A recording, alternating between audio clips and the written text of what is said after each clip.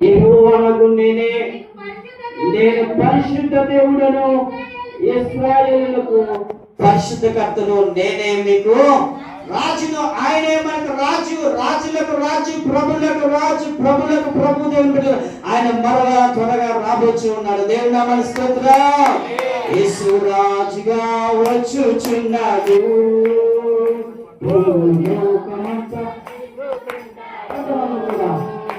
యేసు రాజుగా వచ్చుచున్నాడు.